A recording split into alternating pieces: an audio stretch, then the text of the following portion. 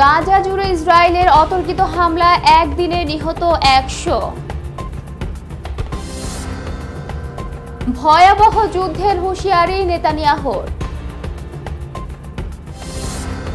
গৃহযুদ্ধে জর্জরিত সিরিয়ায় আবারও হামলার হুমকি ইসরায়েলের।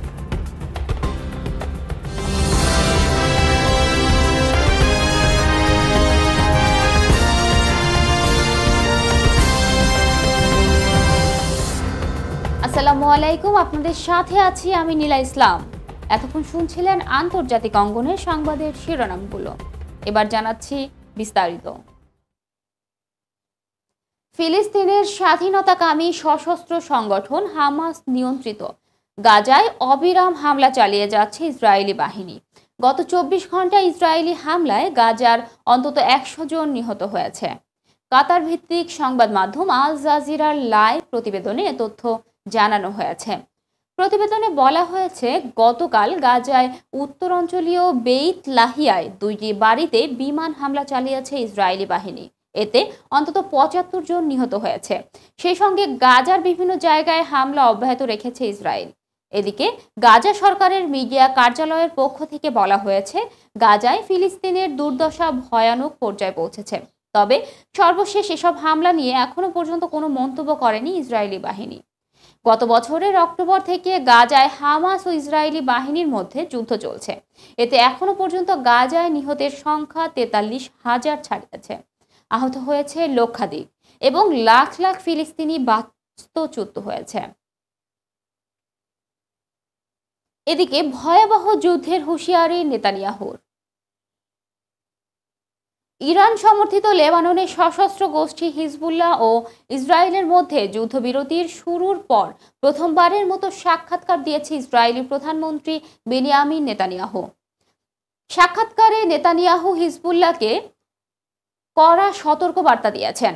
টাইমস অফ ইসরায়েলের প্রতিবেদনে বলা হয়েছে, নেতানিয়াহু বলেছেন, হিজবুল্লাহ যদি কোনো ধরনের চুক্তি লঙ্ঘন করে তাহলে ভয়াবহ যুদ্ধ হবে। ইসরায়েলি প্রধানমন্ত্রী জানান, আমি প্রতিরক্ষা বাহিনীকে নির্দেশনা দিয়েছি যে যদি কোনো চুক্তির লঙ্ঘন হয় তাহলে সার্জিক্যাল অভিযানের থেকেও ভয়াবহ জবাব দেওয়া হবে। এদিকে যুদ্ধবিরতির মধ্যেই লেবাননের হামলার অভিযোগ উঠেছে ইসরায়েলের বিরুদ্ধে। লেবানন ইসরায়েলি সেনার বিরুদ্ধে গুলি চালানো এবং রকেট হামলার অভিযোগ এনেছে।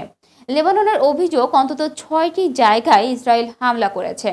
ডয়চে ভেলে জানিয়েছে, যুক্তরাষ্ট্র ও ফ্রান্সের মধ্যস্থতায় হিজবুল্লাহ এবং ইসরায়েল যে যুদ্ধ চুক্তি করেছে তাতে 60 দিনের মধ্যে ইসরায়েলের সেনাকে লেবানন ছেড়ে চলে যেতে হবে।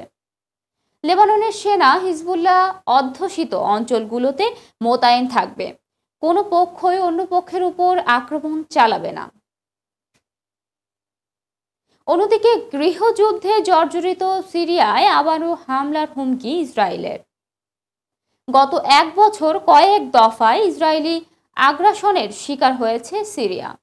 লেবাননে যুদ্ধবিরতি কার্যকর হওয়ার পরপরই নতুন করে দেশটিতে হামলার হুমকি দিয়েছে ইসরায়েল। তাদের সামরিক বাহিনী জানিয়েছে, হিজবুল্লাহকে শক্তিশালী হতে সহায়তা করলে সিরিয়াকে চরম মূল্য দিতে হবে।